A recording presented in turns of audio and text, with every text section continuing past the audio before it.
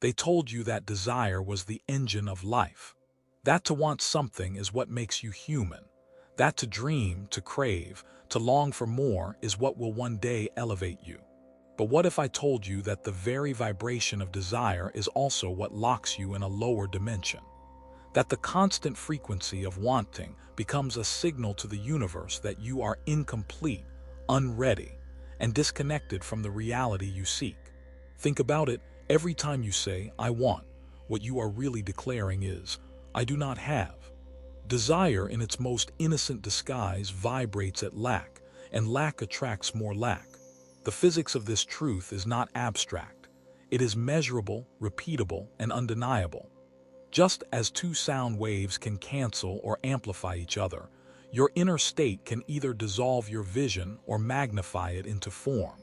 We live in a reality made of frequencies. That is not poetry. That is physics. Your brain emits electromagnetic patterns. Your heart radiates coherent fields. Your emotions, though invisible, carry signatures that your body and your environment absorb. The old mystics called this the language of the soul. Modern science calls it resonance. Both are pointing to the same hidden engine. What you hold consistently inside does not just color your perception, it molds the field around you. And here is the uncomfortable truth. They already know this. Power structures, advertisers, political machines, and media corporations have long mastered vibrational engineering. They seed fear, they repeat images of crisis, they amplify outrage. Not because they love chaos, but because they understand frequencies. A mind held in fear is a mind that consumes. A heart vibrating with scarcity is a heart that obeys. The most powerful chains are not made of iron. They are woven of invisible frequencies. But if you are listening now, it is because something inside of you refuses to remain chained. You sense, perhaps without having the words, that there is more to reality than reacting to headlines or drowning in your private doubts. You suspect that you are not merely a receiver of the world but also a transmitter. And you are right. Physics has a word for what happens when waves align: constructive interference. When two identical waves meet in perfect phase, the result is not addition but multiplication. The same law applies to you. When your thoughts, emotions, and intentions strike the same note, your power does not double, it becomes exponential.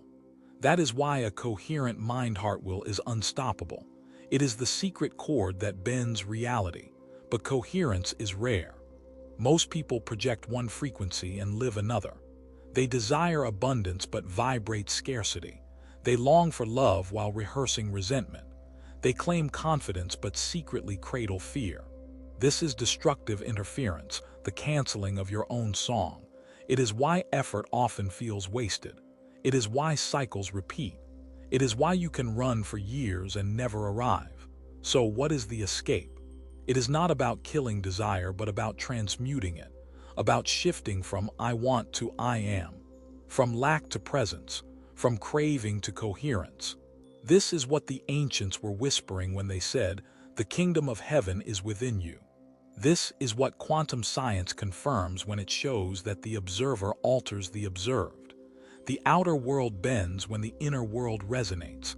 Let us go deeper. Every tradition worth remembering spoke of vibration.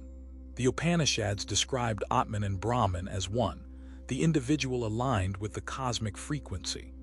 The Tao spoke of harmony with the way, living in tune with the flow that sustains all. The Bible itself encoded this when it declared that where two or three gather with aligned intention, there is an amplified field. These were not metaphors. They were instructions. But here lies the critical choice. Frequencies do not wait for you to decide. You are always emitting, even in silence, even in doubt, even in distraction. You are voting vibrationally every moment for the reality that will stabilize. And neutrality is an illusion. To not choose is to be swept into the dominant field of the collective. And right now, that field is saturated with fear, distraction, and division. This is why sovereignty begins with awareness.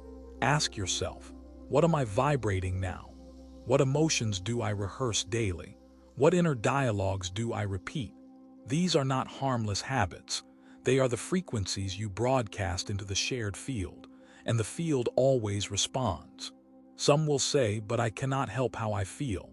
And to that I say, you can train frequency as surely as you train a muscle.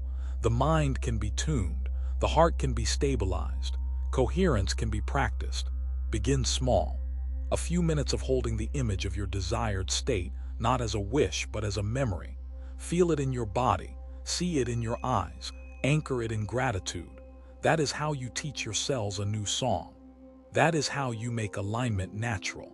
And here is where it becomes even more profound. One aligned individual influences more than a scattered crowd.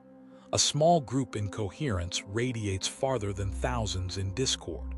This is why revolutions often begin with whispers, why movements are sparked by the few, not the many. The universe amplifies coherence. That is its law. Now imagine this multiplied. Imagine millions sustaining frequencies of peace, abundance, renewal. Imagine a planet where desire no longer screams of lack, but coherence sings of wholeness. Do you see it? This is not fantasy. This is vibrational engineering on a collective scale. The same physics that explains how a bridge collapses under synchronized footsteps explains how aligned intention can collapse entire systems of control. And here is the final provocation. What will you choose? Because every thought is a vote, every emotion is a signal, every sustained state is a construction. If you insist on craving, you will perpetuate lack. If you align coherence, you will anchor new worlds. The choice was never theirs, it was always yours. So stop feeding frequencies that drain you. Stop repeating patterns that cancel you. Step into coherence. Mind, heart, will, one signal. One song, one field. That is the frequency of creation. That is the key to higher dimensions, and it begins now with you.